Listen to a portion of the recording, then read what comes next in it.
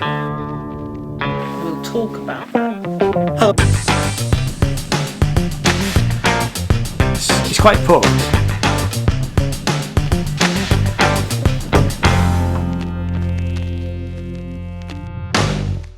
Hello and welcome, my name is Ian and this channel is all about music and art, and in this series of videos we've been looking at what is happening regarding the music streaming in the UK.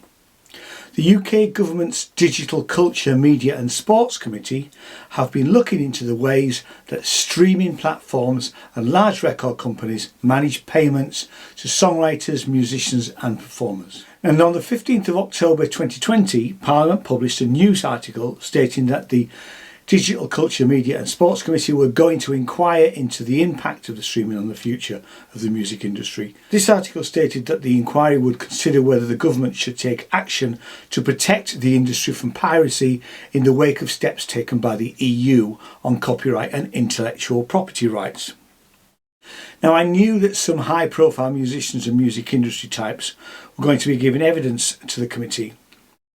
And the first of these meetings was on the 24th of November 2020. And it continued through December into January and February of this year, 2021. Now, these were long meetings lasting over 3 hours. So what I've done is I've edited them all down into shorter videos, and you can find a link to all the previous meeting videos in the description down below.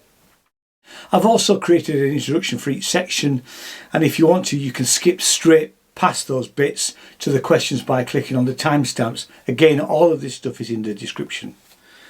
So in this video we'll be looking at the second session from the 10th of February 2021. I thought it was worth providing a short background to the witnesses giving evidence in this session. First we have Graham Davies, who is the Chief Executive at the Ivors Academy, and Horace, who is General Secretary at the Musicians Union. I couldn't find out very much about Graham Davies, the CEO of the Ivors Academy. It seems like he's had the internet scrubbed of his history.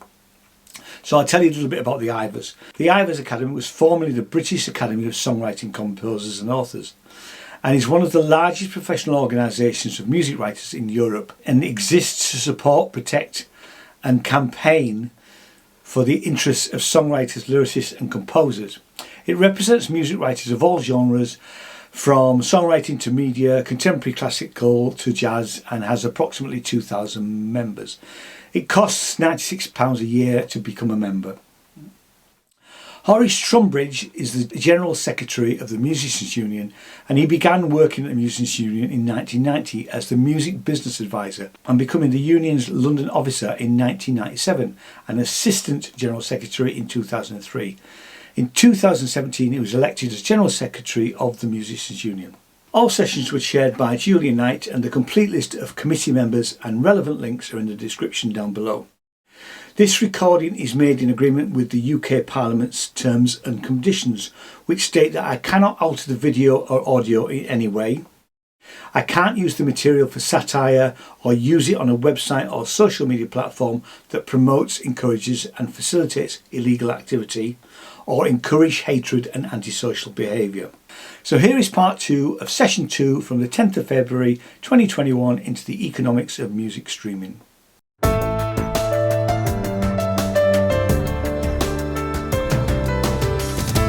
Thank you. That felt like a "and finally" at the end of the news then, John. Julie Elliott. Thank you, Chair, and good afternoon, Horace and Graham. Horace, you've already answered my first question, so I'm going to ask Graham. How do you think streaming should be classified? Streaming should be classified as communication to the public. In relation to the songwriters and composers already have an exclusive right, and that is exploited via communication to the public already. So when Horace was asked for his number one ask, it's to bring performers into something that already exists for songwriters and composers. The issue we have for songwriters and composers is that the control of the major labels in controlling 68% of the record market and 58% of the publishing market acts to suppress the value of the song. So we don't need any new rights. What we're advocating for and we'd like the committee to consider, is a code of conduct for those that are responsible for this task of licensing, of recording and publishing rights, such that we could then get the required trust back into the system, that all of the monies that are due to songwriters are paid through, because there are many deals. We heard of a deal, I think on Monday, from Universal Music Group with TikTok. That's from Universal Music Group, which will have two separate arms, one on labels and publishing, but they're still attached to the same body and they're still directed by the same head. And the industry is somewhat constrained now by this control over the proportions. So we need a mechanism to enable the... Codes of conduct aren't usually binding, are they? So how would a code of conduct... Would you want a legally enforceable code of conduct? Is that what you're suggesting? Yes, with a regulatory backstop to... we would hope that it would be a voluntary code and adopted in that way. But as you say, these things need to have some... Yeah, but a voluntary code isn't worth the paper it's written on usually. Yeah. So, yeah. Okay, Horace, how much do you think digital downloads from the iPod era brought about the situation and the classification issue we're now seeing with streaming?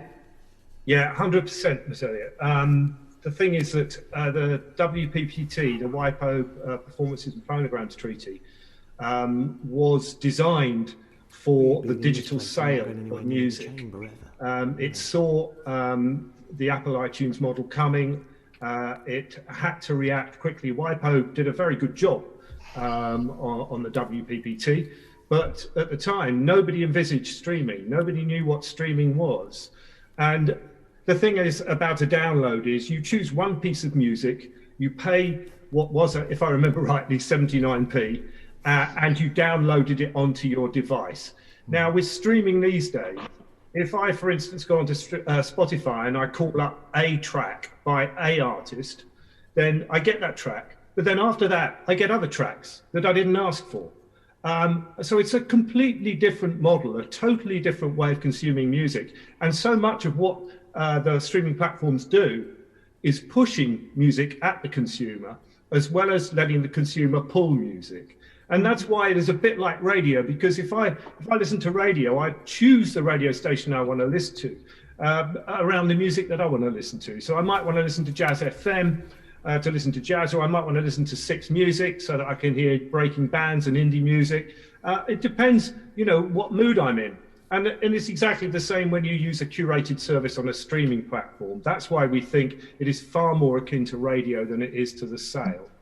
I have to say, it's the one thing about streaming that drives me mad if I'm listening to something and then suddenly it goes up onto something and I think, where's that come from? I didn't ask for that.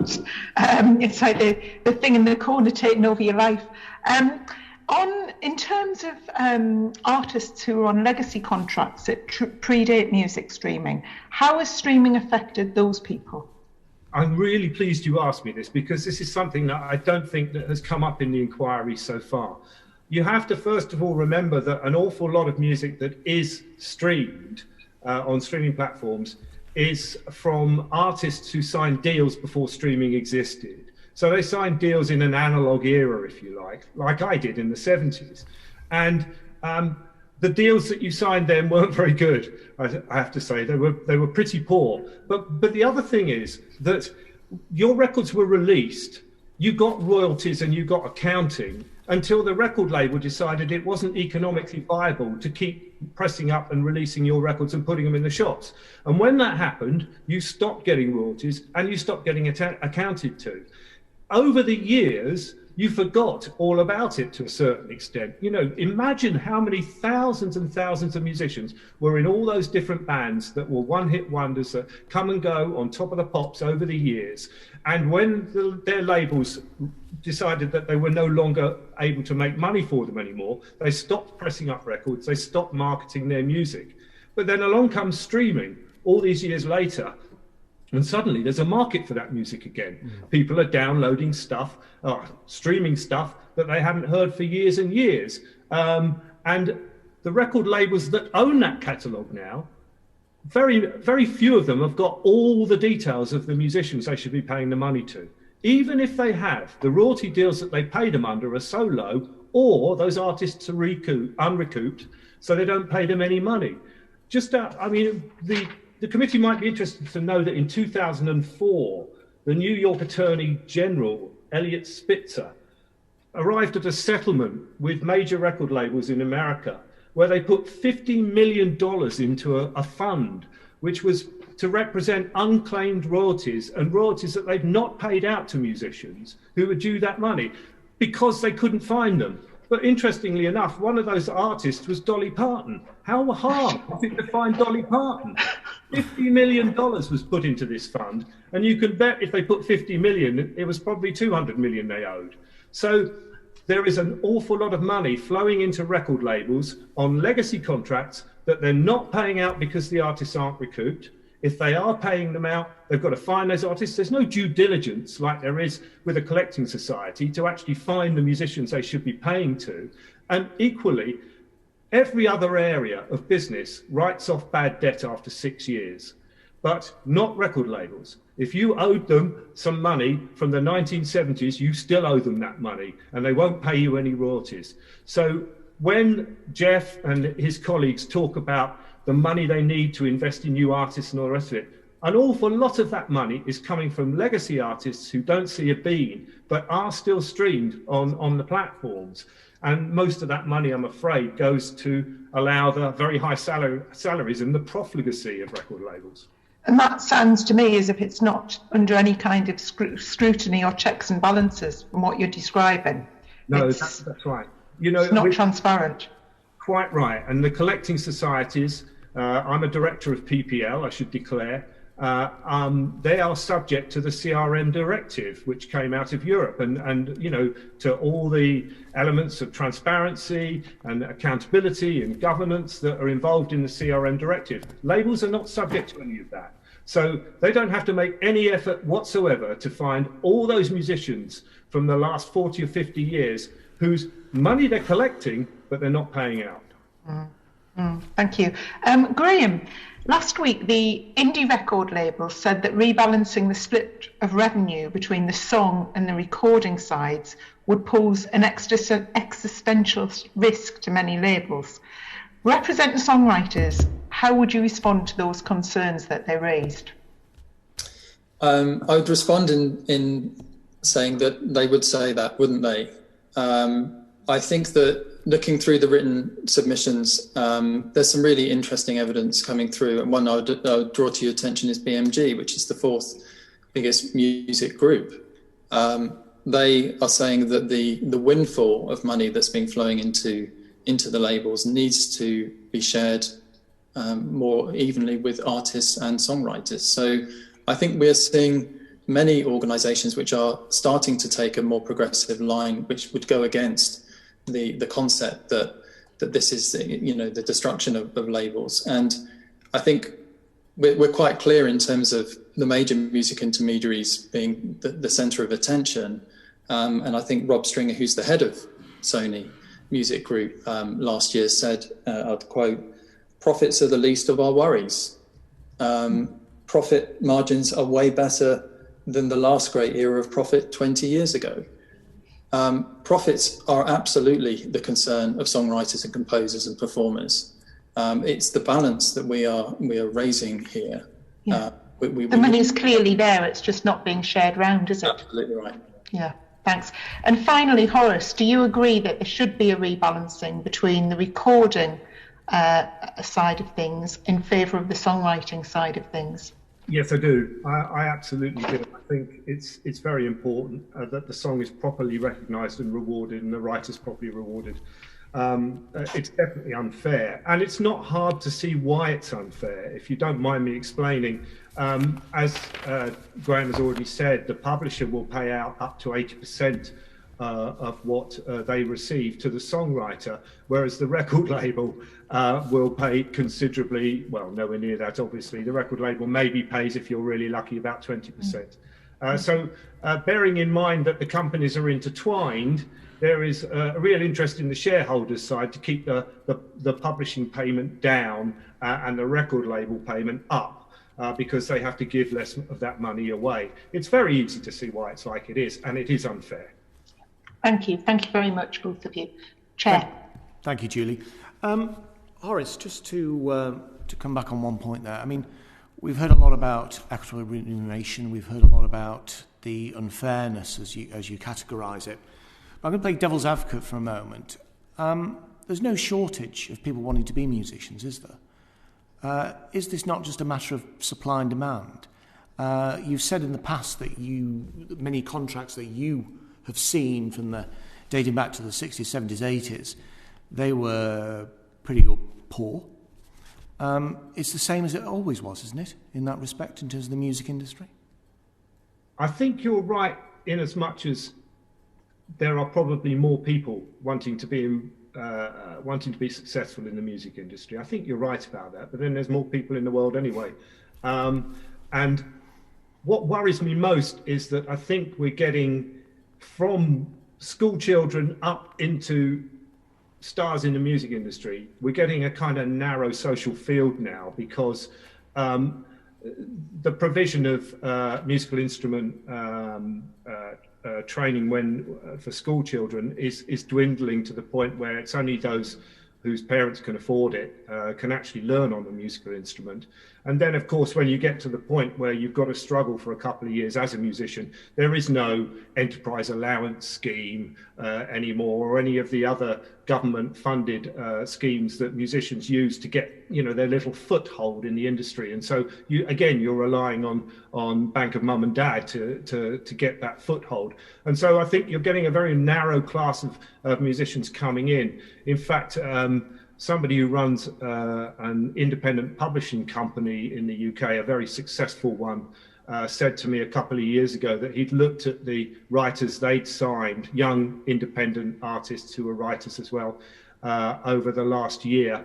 And he said at least 11 of them out of the dozen or 15 that he'd signed had come from public school backgrounds. And that worries me an awful lot. I think, Mr. Brennan said very famously once, and it has always stuck with me, he said, talent is everywhere, but opportunity isn't. And that's what's flowing right the way through the kind of tapestry of the music industry now, from school children right the way through to people who become stars in the industry. There's a lot less opportunity for people from deprived backgrounds. Thank you. Alex Davies-Jones. Thank you, Chair. And before I start, I should declare that I am a proud member of the Musicians' Union. Horace, to you, on that point you were just making, in YouTube's submission to us, they've argued that they're investing in new artists through their Foundry programme and have supported successful young British artists such as Dua Lipa and Dave. Do you think that these types of programmes are actually having a meaningful impact in supporting our emerging talent here in the UK? Not really. I think that YouTube's turnover, the kind of eye-watering figures you see, enable them to do what appears to be quite sort of philanthropic activity within our industry, but I don't see it reaching down into the grassroots. Okay, and are you aware of any other streaming services who offer a similar programme for any new artists, even on a philanthropic throwaway task? Spotify have got artist liaison people within their organisation, and in the early days of Spotify, I attended some meetings with grassroots musicians and Spotify where they were quite keen to develop them. Spotify for a while invested in showcase events. They had a showcase stage out at South by Southwest to enable new talent to showcase. Things like that I think are great, but I think it's very much just on the periphery of the core business model. So Graham, I'll bring you in now, but what, in your opinion, should these streaming companies or social media companies be doing then to support new artists? Is there anything else that they could be doing other than paying them what they do? If I could respond, I think you probably just answered it for me. I think those that are doing well out of streaming should be putting more back in. The Ivors Academy, we launched our trust last week specifically as a vehicle to start getting more money returning into education and increasing diversity and inclusion, just as Horace talked about. It's a really important issue in the industry. But obviously, charitable giving should be what people do as the right thing to do because they believe in the industry, not as a alternative for paying proper royalties. And that would go for all parties in the music industry. Yeah. Okay. Thank you both. Thank you, Chair. No more from me in this section. Thank you. Kevin Brennan? Thank you, Chair. Sitting here, I just reflecting on the fact that I'm in my constituency office, which is on a street where Ivor Novello was born, and Cowbridge Road in Cardiff West, and also where there's a pub called the Ivor Davies, which was named after Ivor Novello, which was his original name. So I feel a link with the Ivors Academy, Graham. You used to work for PRS for music, I think, didn't you, before you took over at the Ivors Academy? So you kind of know a lot of the ins and outs of this.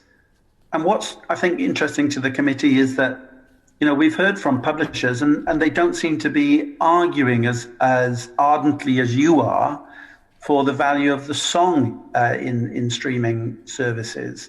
What's your observation on that? Thank you. I was going to make a pun about keeping the home fires burning, Kevin, if you are where you are right now. So that's right. I think that the industry is a bit sort of caught by precedent and practice. I think that we would absolutely encourage publishers to speak more stridently on behalf of their songwriters to push the value up. I think we heard Roberto saying that. I think, again, if you look at the submissions, you can see some very clear voices within the publishing community and in the collecting society community advocating for a higher share. I think it seems to be the job of the creators to speak freely on this matter, and that's what we're doing. Do you think, I mean, one criticism might be, you referred to this earlier, that perhaps songwriters give away their rights too easily these days? I mean, there's the famous story of Jerry Wexler stopping Carole King and Jerry Goffin on the street and saying, write me a song for Aretha, you've got to call it Natural Woman.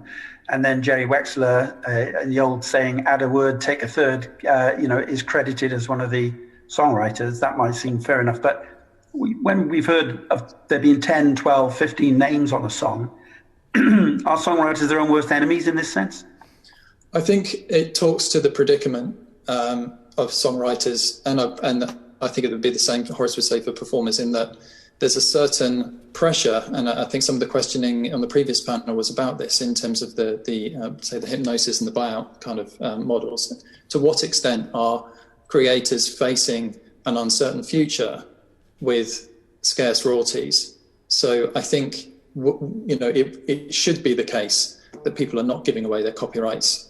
I mean, some creators work for free. That shouldn't happen. People shouldn't be giving away their copyrights when they don't need to. And I think some of the education that we need to do is to support creators in this task. But what we are seeing, Kevin, is that, yes, more artists are getting shares, but actually there's now a move the other way, where songwriters are also now advocating to get points on recordings. I think that this talks to the distortions that are going on in the industry right now, where people are doing whatever they need to get money into their pockets. Okay. Well, Dolly Parton refused to give Colonel Parker any of I Will Always Love You when Elvis was going to record it, and that was the best business decision she ever took in terms of her career, as we're on Dolly's case in this session, it would seem. Can I ask you something else, Graham? Just in previous sessions, we've heard how performer revenues that are unattributed or unattributable end up in black boxes because they can't be given to the correct performer because of incomplete data. Does that happen in songwriting royalties?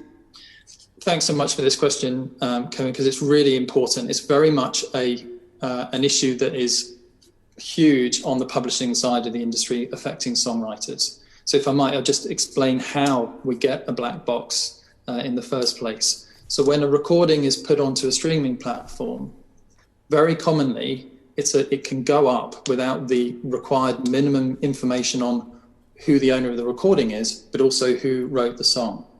So it will go with the recording owner information, but without any details on what the song is.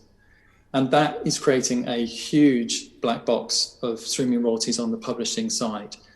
we would advocate that together with the platforms, and really would like the platforms to join us in this, in saying that no recordings anymore should go forward without this required data, because songwriters will suffer and not get paid.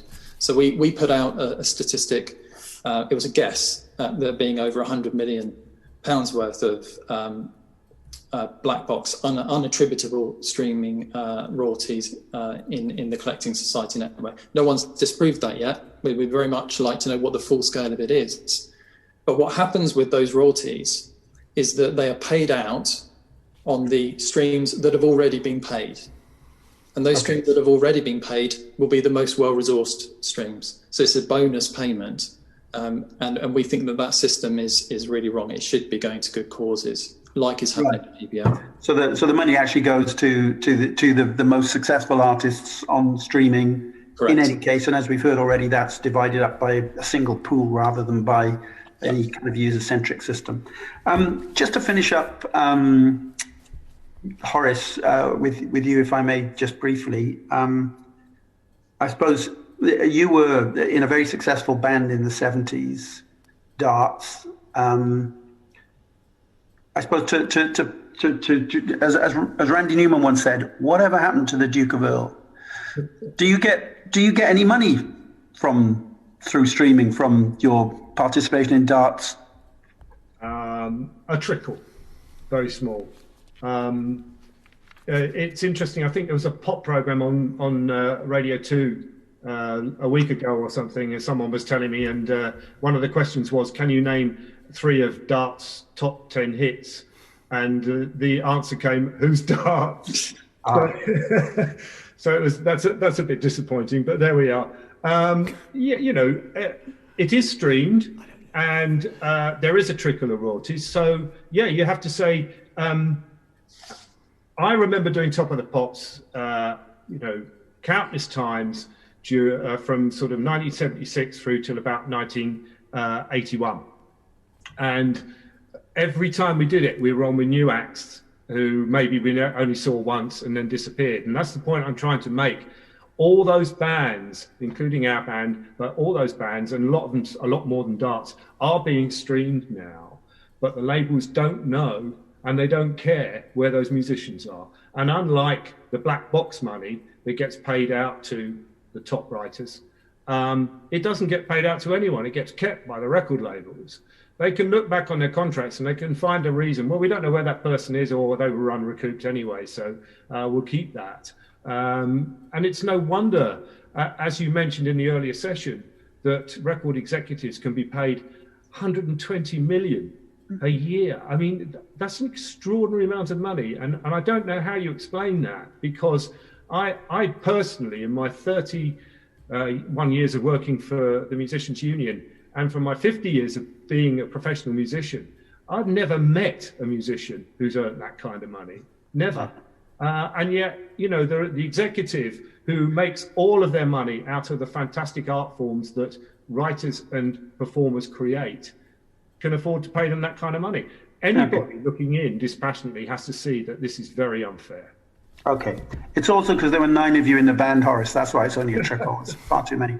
Okay, thank you. Back to you, Chair. Thank you. And finally, Steve Bryan.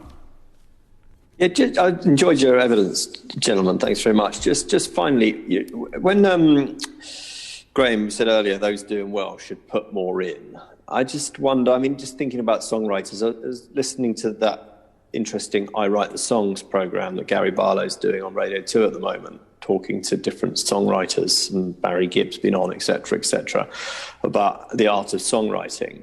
But, those who have made a lot of money out of the industry, when I bought my Take That and Party cassette album in 1992, which I know the chair enjoys as well, clearly I was contributing to his fortune. I just wonder, because there have been some artists, Tom Gray earlier in the session and others Radiohead, who've spoken up. But they were quite clear that there were quite a lot of artists who were afraid to speak up on these subjects. I just wonder whether you think that people should do so more, who have made a lot of money out of this, like maybe my Take That and Party artists. I think that there are some further significant artists that have spoken up on this, songwriters. Paul McCartney spoke out, and Jimmy Page, and there have been others, and the Ivors Academy does get support and calls of support to us, maybe not always publicly. So I think that for me, more the question is that we've had from other contrary voices saying, oh, there's artists doing very well that are not speaking up in support of the status quo. And I would more point to that actually, I think, it's such a privilege for me to be involved in the Ivors Academy. The community is so generous, it is so supportive. And I think the songwriters and composers actually, they have a lot of solidarity. They want what's right. And I'm hoping that these new charities that we have as vehicles can channel more back in, because everyone fundamentally loves music, loves new music, and wants more of it. Okay, great. Thank you, Steve. And thank you, Horace Trubridge and Graham Davies, for your evidence today. Much appreciated. We're going to take a very short adjournment, probably 2 minutes, or sort of our final panel. Order, order.